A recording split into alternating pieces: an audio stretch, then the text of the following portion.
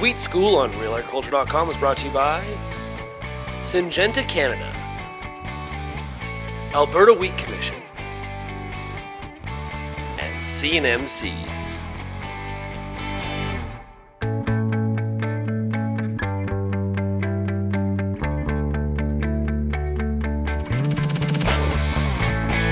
So Graeme, this year in Ontario, we have got a lot of growth above ground for this time in the season, right? It's beginning in January. Typically, we would not see this much growth. We got a great start. Should we be worried about how good that start is based in the middle of the winter?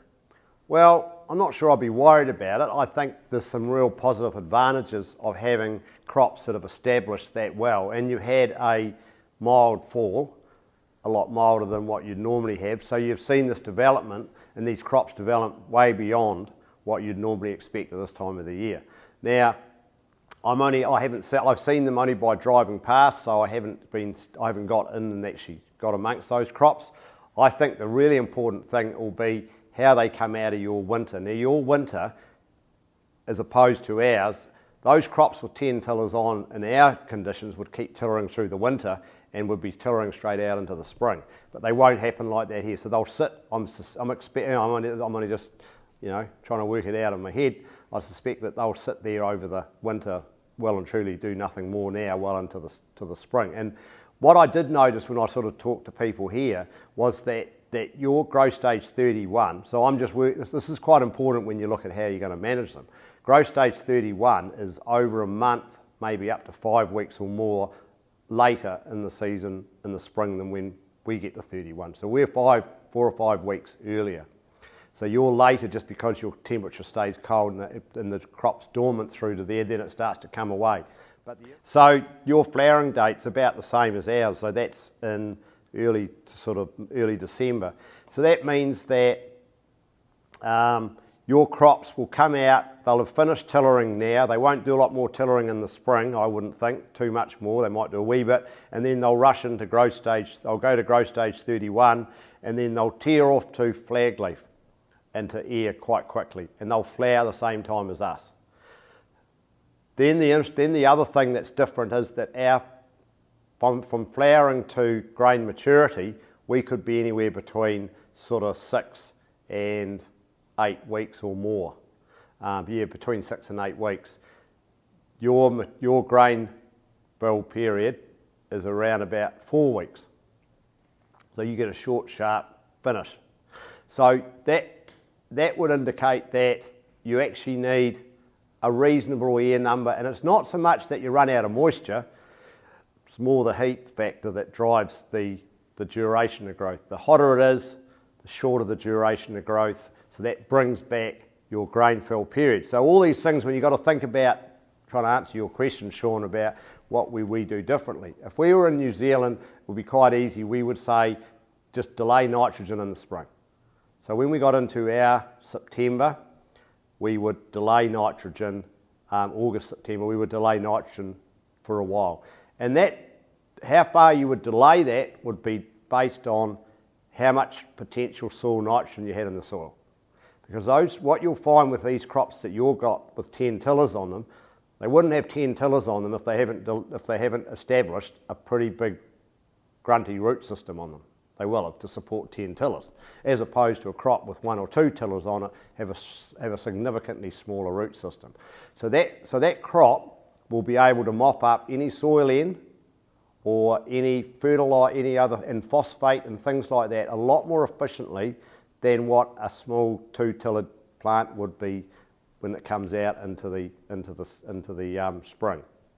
So I'm picking that if your spring goes off quite well and you get a good spring, those crops they'll grow very, very well. Our experience with those situations and looking at some of your seeding rates are quite high. I would think that you will grow quite tall crops as well, so they'll be reasonably thick and they'll be reasonably tall. And I don't know, unless I was here in the spring to see them, I'm only just surmising about where I'm picking they'll be. So the things that you've got to think, and it's a lot easier for us, we would just delay nitrogen based on the soil nitrogen. We'd watch it and we'd delay it for quite a while, and then we would put our nitrogen on, maybe not till maybe growth stage 32. Now I don't know whether that's applicable here, But that's the sort of thing that we would do. So with the growth that is above ground, how do we maximize that yield heading into to the growing season? Right. Well, I would pick that the first, if you are going to put early nitrogen on that, and I know a lot of growers here usually only put 1 to 2 applications on, and some only put 1. I would probably steer away from 1 if I was going to put it all on at once, unless I was going to delay it.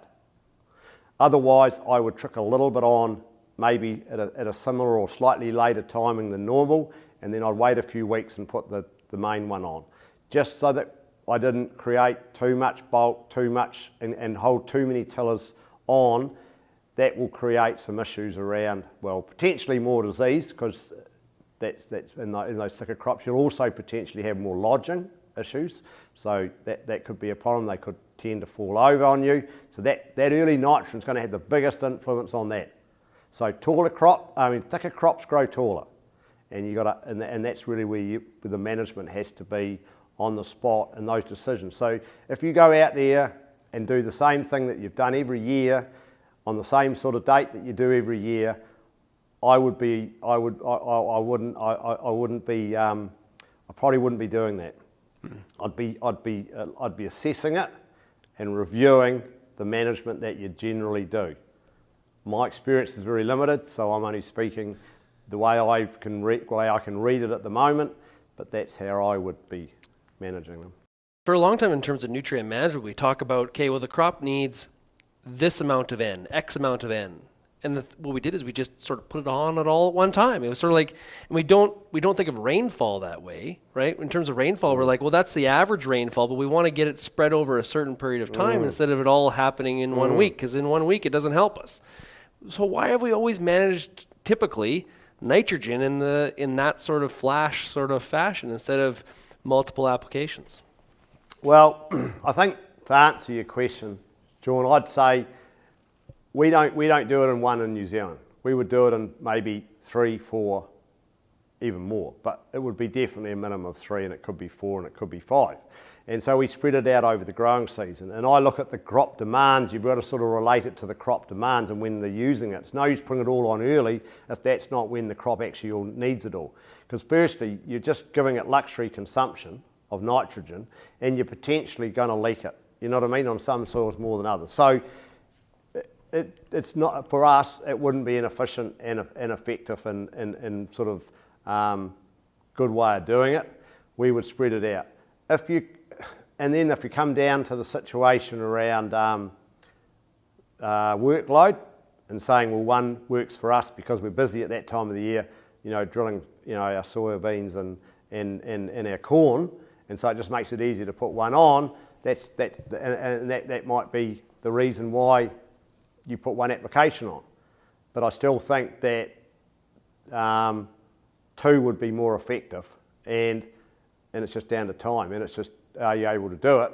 That would be the preferred option for me. So, and I'm not here in your spring. If I come back in the middle of your spring and look at it, and then get it down a year of monitoring these crops, because the only way people can actually start to give any advice, and I'm not giving advice, I'm only just giving thoughts, would be to actually follow these crops through from now right through to harvest time, doing those counts, doing those air counts, and actually monitoring those, all those things, so that we actually have some measurements and makes the decisions subsequent.